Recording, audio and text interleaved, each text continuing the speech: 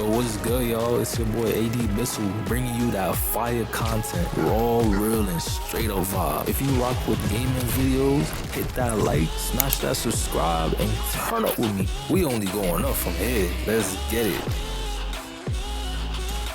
Hey, welcome back to another epic video. Happy New Year's, and I wish you all the best and that you achieve whatever you seek to accomplish this year. But anyways, back into this video. As you all know, Wolverine PS5 is just around the corner as it's 2026 now, and we had already got our first official trailer with the release date set in fall of 2026. So with that said, I wanted to look back at an OG Wolverine game that really put superhero gaming on the map, Wolverine Origins. Now let me set the scene real quick.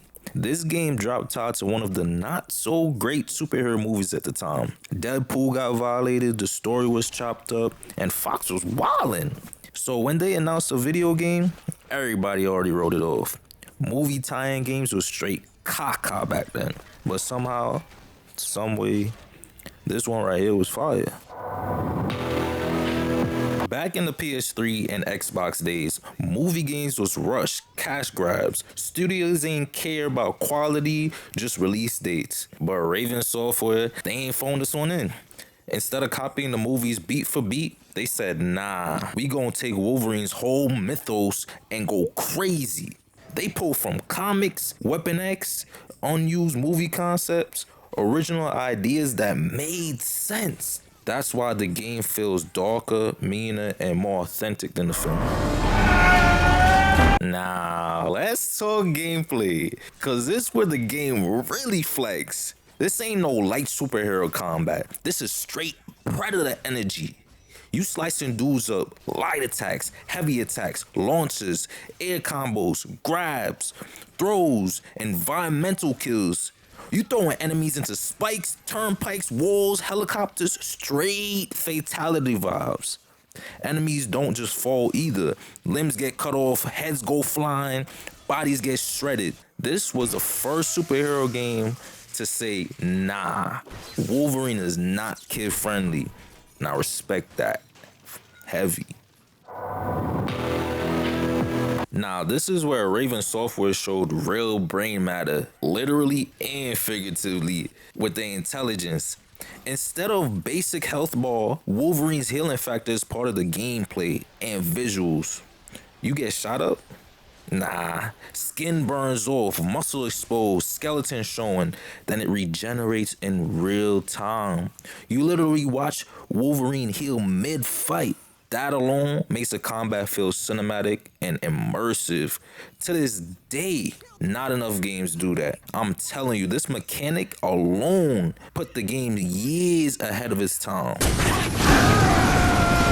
Now, this was one of my favorite features. As you fight, you build up something called Feral Rage, letting you go absolutely berserk. Faster attacks, more damage, brutal finishes. And then you could upgrade it. Upgrades let you boost claw damage, healing speed, combo potential, and special moves. Some upgrades were hit or miss. I ain't gonna cap. But overall progression felt rewarding and made you feel stronger as Loden evolved in the story. I ain't gonna lie, this game environment kept it pretty fresh. Like, you had African jungles, frozen wasteland, the infamous Weapon X facility with the military bases attached, and the underground labs. Levels was pretty linear, but it sprinkled in a little, collectibles here and there, combat areas, and a little secrets here and there. But platforming sections, platforming wasn't perfect. Camera sometimes acted stupid, but it never really broke the flow. So that's A1 in my book. This is one area where X-Men Origin Wolverines don't get enough credit. A lot of action games back then, they just threw in the same dummy enemies at you with more health. This game? Nah, enemies actually force you to think, not just slash. You start off fighting regular military soldiers, but then even then, they ain't completely clueless. They take cover, spread out instead of bunching up, use rifles, shotguns, grenades, try to flank you when you rush in straight.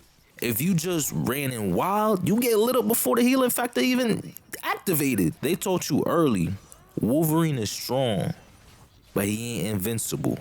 Then they had heavy armored troops, mutant hunters, giant sentinels, weapon X experiments, all who force you to switch strategies, whether that be break armor, dodge heavy weapons, prioritize snipers, or crowd control when overwhelmed.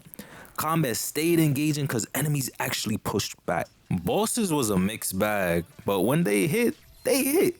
Sentinels felt massive and intimidating. Weapon X bosses felt personal. Some fights dragged, but they felt powerful. Deadpool, though, yeah, Fox still ain't beat the allegations. You got screwed.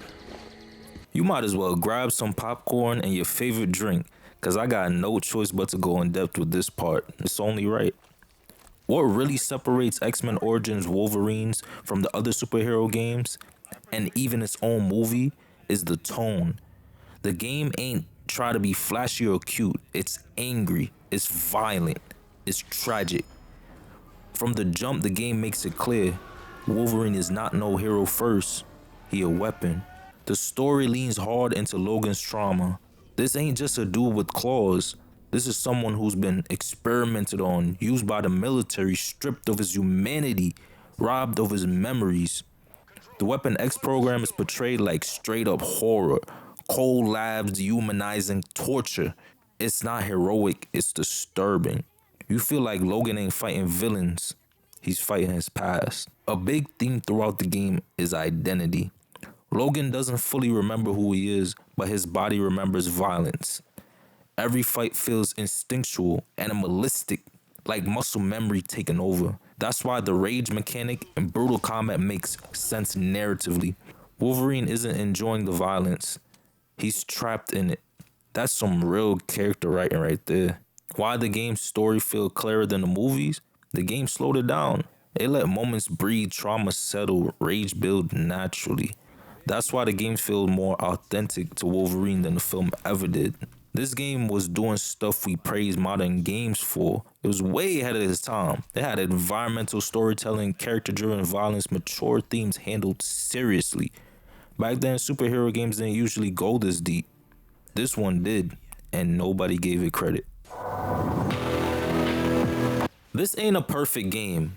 As is any other game, it's got its flaws. You had the occasional camera issues which sometimes messed up the flow of combat. And yes, although the enemy system and AI was thoroughly thought through, repetitive enemy waves was unfortunately common. Then you got platforming. That felt a little sleazy, no doubt, with you having to try a couple times to jump or catch a ledge. Last but not least, some minor upgrades felt pointless. Some examples being slightly healing faster and slightly improved stamina. But none of these overshadow the core experience. The good definitely outweighs the bad. Here's my honest take. This game helped change how studios looked at superhero games entirely. It proved rated M superhero games can work, and faithfulness to a character and his story really matters. Without this game, we probably wouldn't have got God of War's brutality, which showed its influence, or Marvel taking mature games seriously. And without a doubt, the hype for Insomniac's Wolverine is well deserved. The game walks so others could sprint. X-Men Origins Wolverines is one of the most underrated superhero games ever made. It was violent, it was emotional, it respected the character, and it shows what happens when developers actually give a damn. If you never played it, you missed out. If you did, you already know. Thank you for tuning in. AD Bissell signing out. Don't forget to like and subscribe if you liked these type of videos. I will be posting more superpower and superhero content in the future. Stay tuned.